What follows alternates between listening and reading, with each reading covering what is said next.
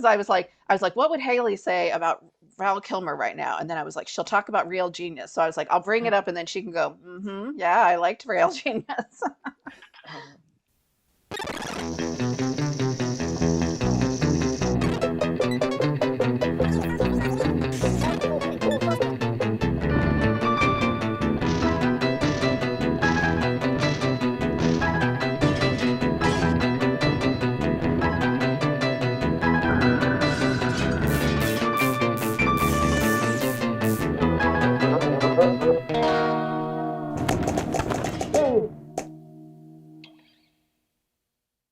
Hello, and welcome to Real Film Snobs. I'm Angela Yeager. I am pleased to be joined again in the studio with, oh, the studio, that sounded weird. In the Zoom studio, I suppose, with Hayley Ringle. Welcome to the show, Hayley. Hello, thanks for having me again. I'm so used to doing this remote now. This is like the studio now. I used to say, welcome to in the studio when we actually had an actual studio. So, Haley, as longtime viewers of the show know now, is my best friend that we have known each other since eighth grade, and we're here to review some new movies that we just randomly picked that are available on streaming. And we'll just kick it off with the first movie, which is one that I picked and is called Don't Make Me Go, starring the wonderful John Cho as a father who takes his daughter on a road trip across the country after being diagnosed with a brain tumor. We've all seen this plot before, you know, the road trip where you learn life lessons and one of the family members has a terminal illness. What I think elevates this film from the usual types like this is a fantastic lead performance by John Cho, who I think gives a lot of dimension and heart to his character, who isn't just the sacrificing, selfless dad, but also once in his younger days was quite the rebel rouser and sees himself and through his teenage daughter, who, like a lot of teenagers, is pretty annoying through parts of the movie, but also has her, you know, her own moments where we see, you know, the bond between the father and the daughter. It's not a great film. It's fairly predictable up until the end, where it throws quite a curveball.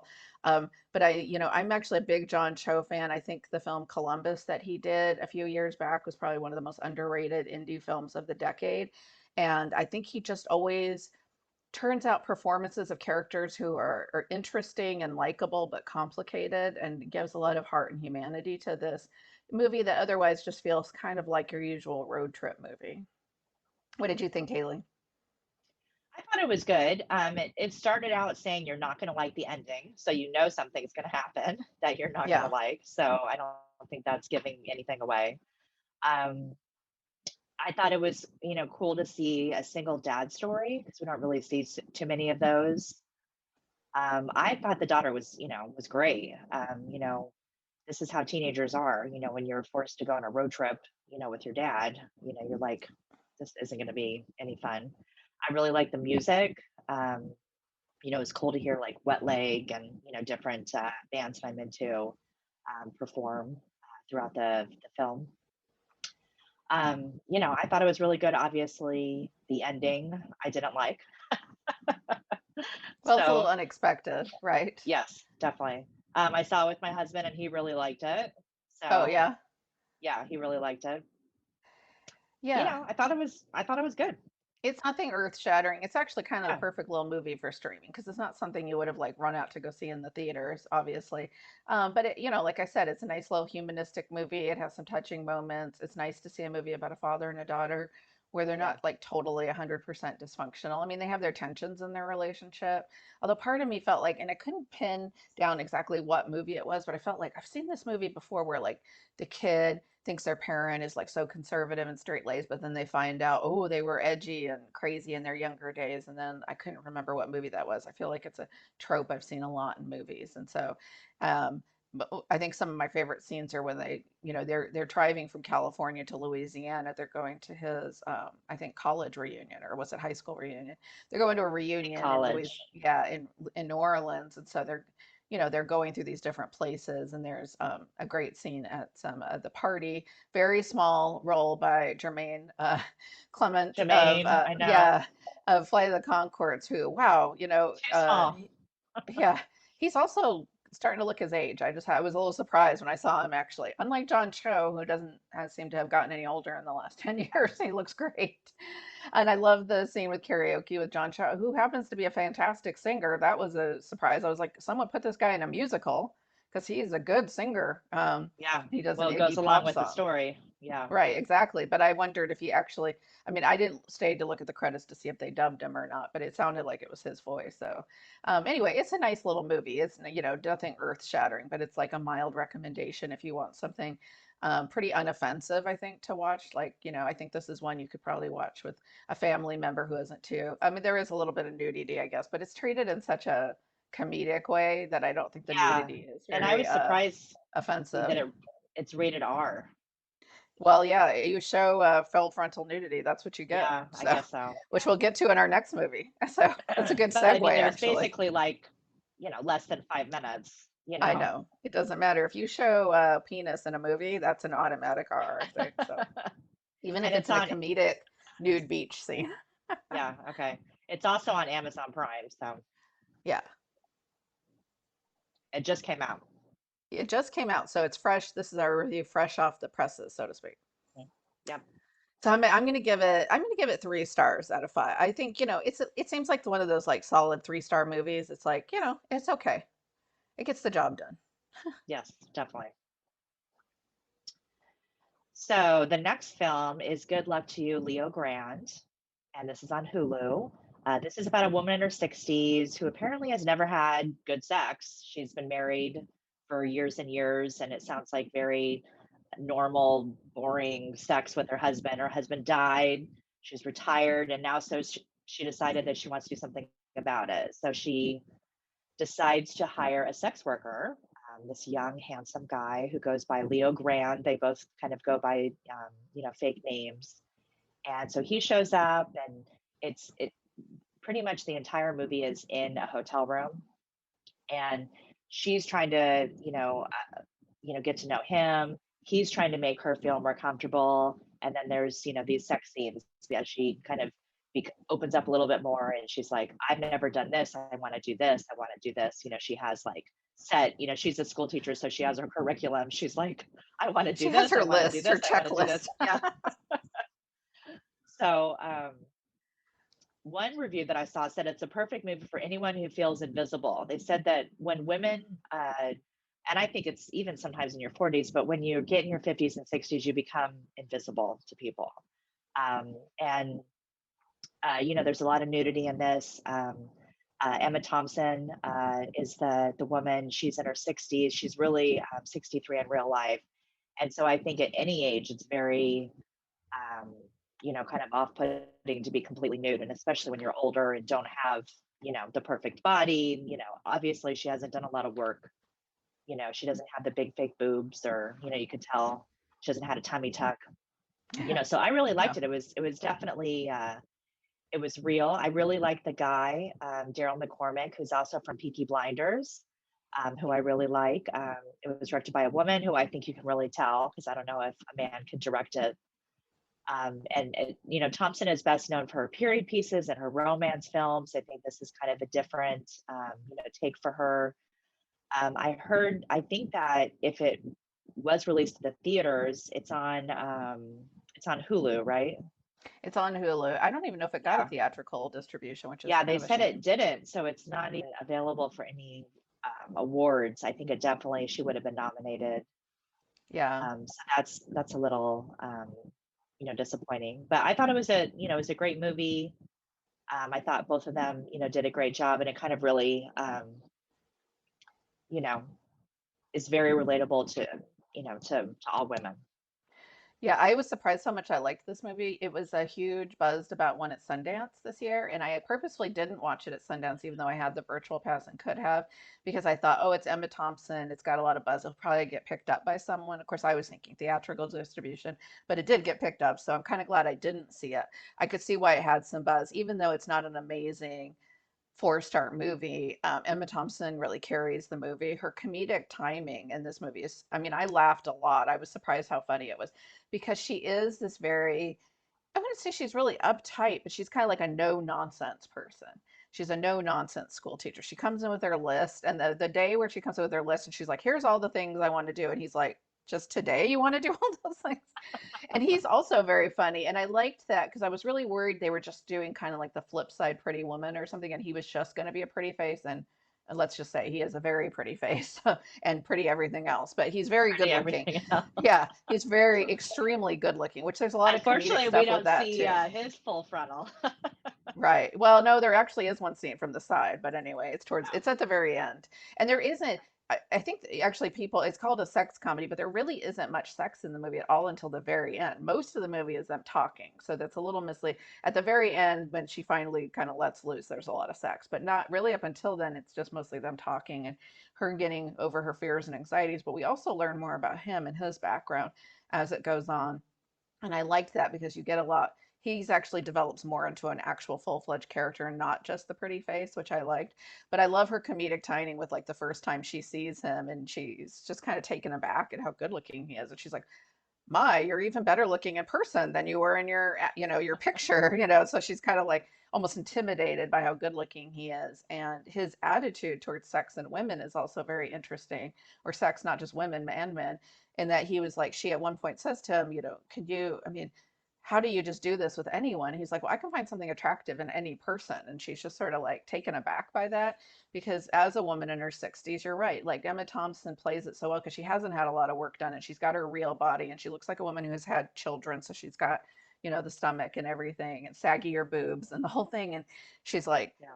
she doesn't feel good about her body and he sees things about her and he has this ability that makes him good at his job, right? Where he can see something attractive in anybody. And so there's a Yeah. lot of fun comedic timing with that and with her lists, which I appreciate as someone who likes to make lists. And so I thought that was a very funny way for her character to approach this very sexy thing. And he's just trying to get her to loosen up and it takes a really long time. But yeah, I liked those. And there's also a class difference, which I thought was interesting here. She's a middle class person. She was a teacher. She's not rich, but he obviously comes from a different kind of background than she does, and there's some, interest there. So, yeah, so I really enjoyed it, and I think it's really Mhm. refreshing to see a film exploring female sexuality and the fact that Mhm. she, had never really had pleasure before in her life, and that was just not something her generation, like she said, we weren't expected to. It just wasn't the thing that was expected of them. And so she's now deciding to do something for herself. So I thought, Yeah. yeah, I thought it was a really, I thought it was, I was surprised how much I actually liked it, to be honest. But So, it's also kind of sad because she's in her 60s. It's like she doesn't do this until her husband dies, until she retires, you know? right. But at least she does it. I think that was the part that I thought was great. And I was like, well, heck, if you're going to have your first great sexual experience and it's going to be with this guy, why not? So, and and I also thought she was just brutally honest. He says to her, haven't you had opportunities with other men like your age pursuing you? And she goes, yeah, but I'm not interested in them. They're not attractive to me. So she's just being honest. She's like, I wanted a young, handsome guy because I never got to do that when I was that age. So thought that was interesting. So yeah, I enjoyed it. Okay, so our next movie is Val, and this was Haley's pick actually, but I'm going to introduce it for this episode. So Val is a documentary that came out just last year about the actor Val Kilmer. And actually, Haley, I remember back in the day when we were in high school, she had a huge crush on Val Kilmer, and I'm sure that's why she wanted to see this movie. I wonder if this crush ruined it for her.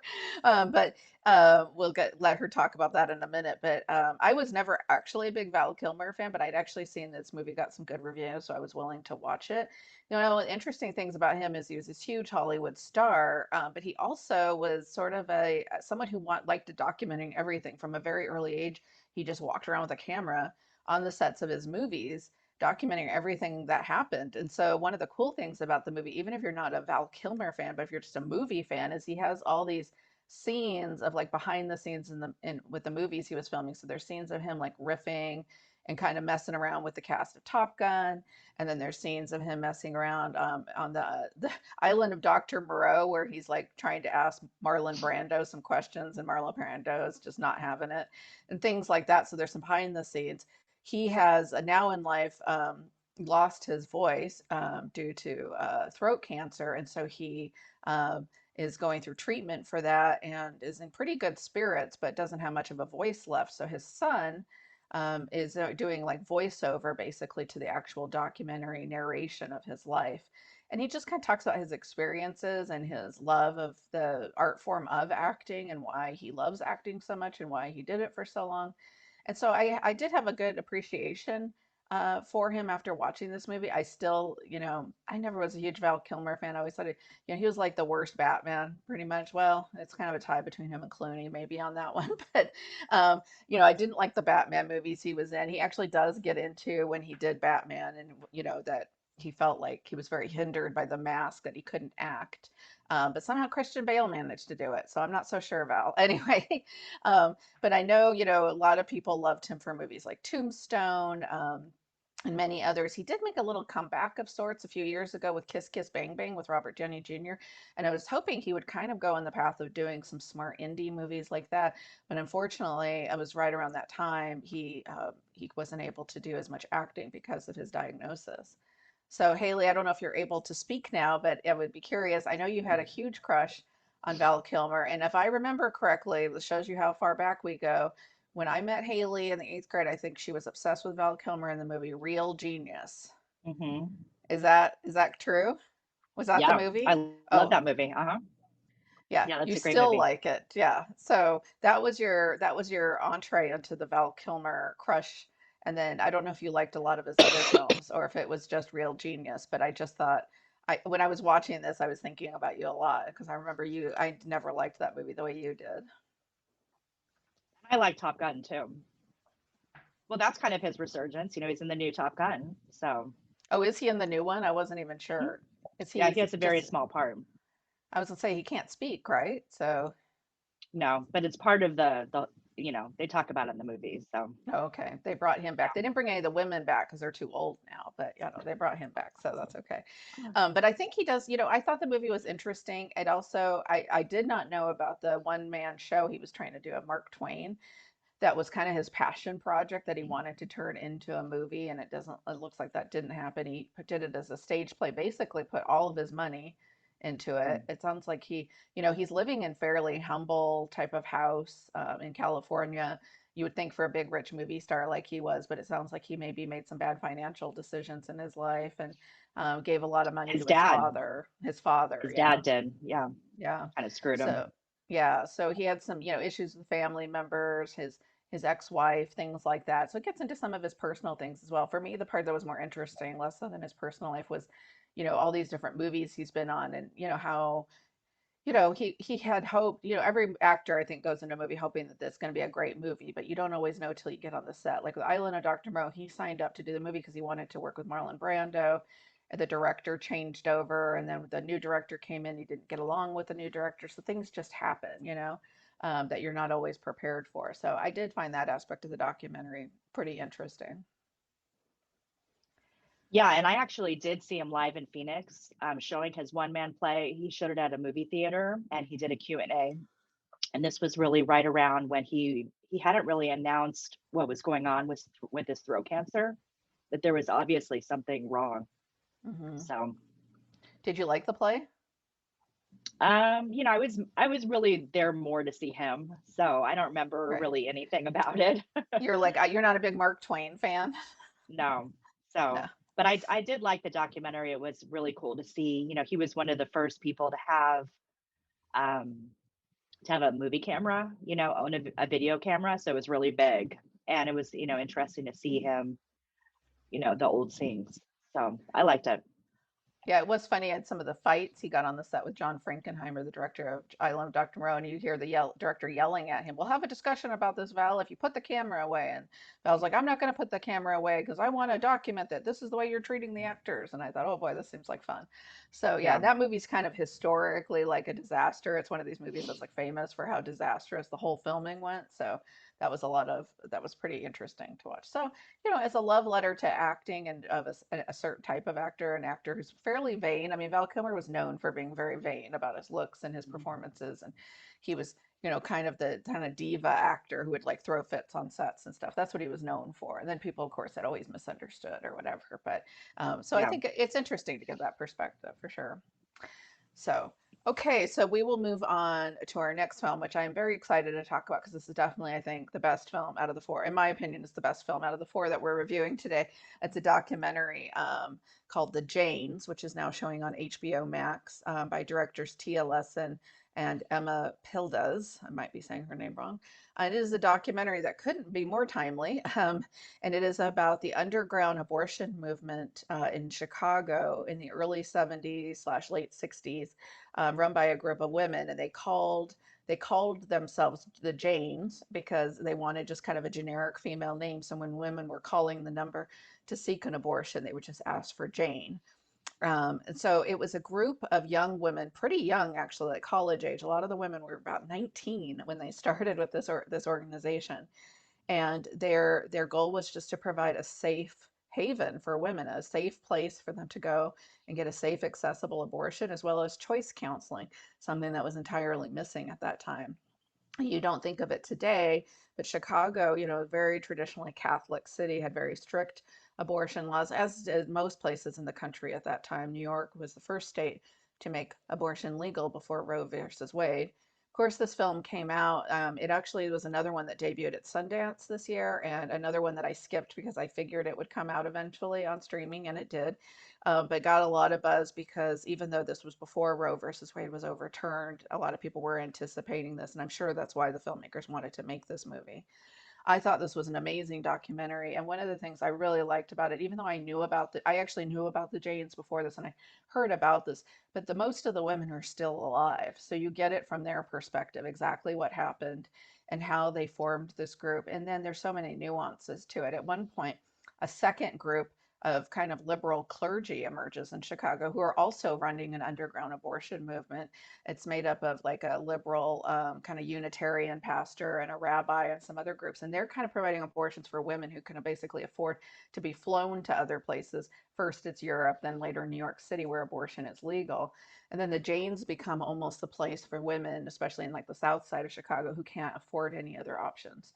They get into the personal stories of the women, which is one of the things I thought was so great about the film, because they all are coming from a different perspective. Some of them were married and were on their third or fourth child and just couldn't have another child. They basically couldn't afford it. Their husbands were drunks or unemployed or underemployed, and they were like, I can't do it. I can't have another child.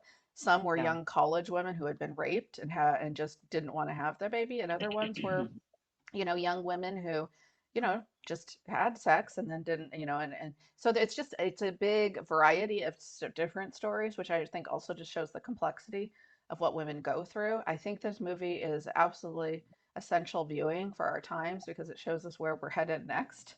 Now that Roe versus Wade was overturned, the policing of women's bodies, which goes way beyond abortion, which we're already seeing happening today with access to things like contraception. A lot of the women talk about how difficult it was to get contraception. They used to have to go to the doctor and put a fake wedding ring on because at the time it was illegal in most states in the US for single women to get contraception. This isn't a long time ago, folks. This is 1970. Women had to, only married women were allowed to get contraception in most states. So they would put a wedding ring on and fake it just so they could get contraception. Yeah, it's Um, crazy. so the governing and the fights over women's bodies and the different people that were in power and how these women rose up to create a network of safety. Because one of the women, one of the stories I thought was really powerful is the woman who herself had an abortion when she was very young. And at the time in Chicago, before the Janes rose up, it was the mafia. Of course, when in the American history, when anything's illegal, whether it's booze, guns, drugs, abortions, apparently, who steps in to fill the void? The mafia. And she talks about that you had to just call this number and a strange man asked you if you wanted a Chevy, a Cadillac, or a Rolls Royce. And it was $500, 750, or 1,000, and you got what you could pay for. And unfortunately for her, she could only pay for the $500 one and had a horrific experience. And this is what made her want to start something safe for women where they felt less terrified and where they were supported and given choice counseling.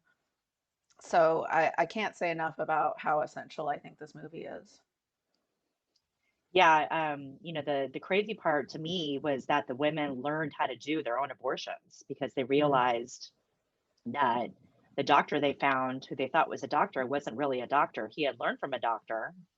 And so they're like, well, why do we have him doing it when we can do it ourselves? So they had him teach them And so that was the crazy part. I thought that, that they were able to do it themselves and they didn't have any medical experience. And there were no men in the room, which makes it for a very funny scene. There actually is some humor in the movie later on when the Chicago police busted the door and they're looking for a man to arrest because they're looking for a doctor. Assuming that, of course, there's multiple levels of sexism going on in that scene. First of all, they walk in and they're looking for a man because they assume that there must be a doctor doing the procedure, and if there's a doctor, he must be a man. And then their police are completely confused when they just see a room full of women.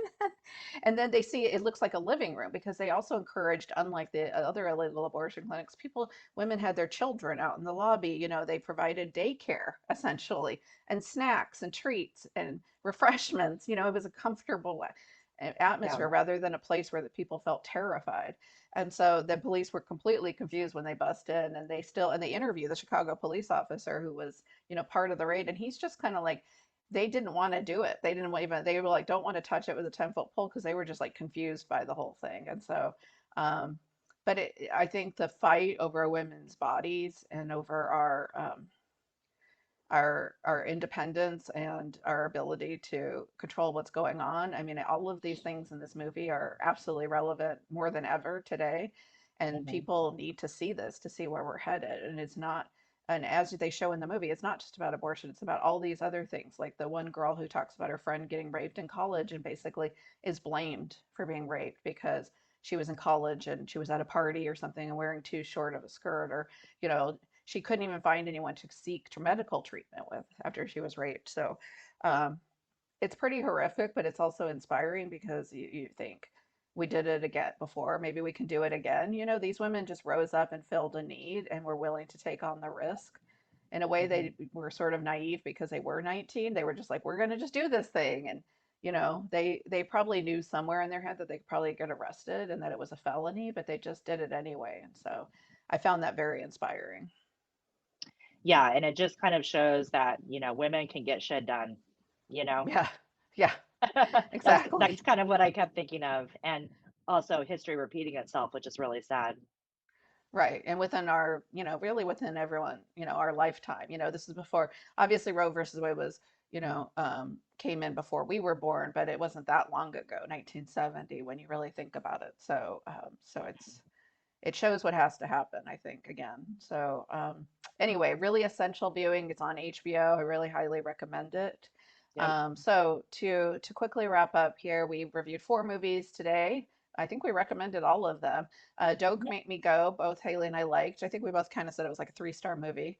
Good Luck to You, Grande. I think I'm giving it 3.5 stars. I think I really enjoyed that. Leo Grande. Leo Grande. Sorry, what did I say? You said Rio Grande like the river. Rio Grande. Oh, good luck to you, Leo Grande. Val, the documentary, I can recommend, especially for people who are interested in like movie history. And then for me, the big movie was The Janes. I think it's a 4-star film, and I highly recommend that one. Yep, So definitely. thank you so much for joining me on the show, Haley. Hope your throat feels better soon and the Thank allergies you. don't continue to get you. As always, you can check out our reviews on our YouTube page. Make sure to hit that bell and subscribe so you can get updates when there's new episodes. We're also on Facebook and we have a website, realfilmsnobs.com. We're on CC Media in Salem, Scan TV in Silverton, and Corvallis Access Media, and on the radio on KMUZ Radio, KMWV Radio. As always, I'd like to thank the fantastic Brad Wortman for taping us and all our fantastic crew members and our sponsors. Thank you so much. Have a great day and great movies. Bye.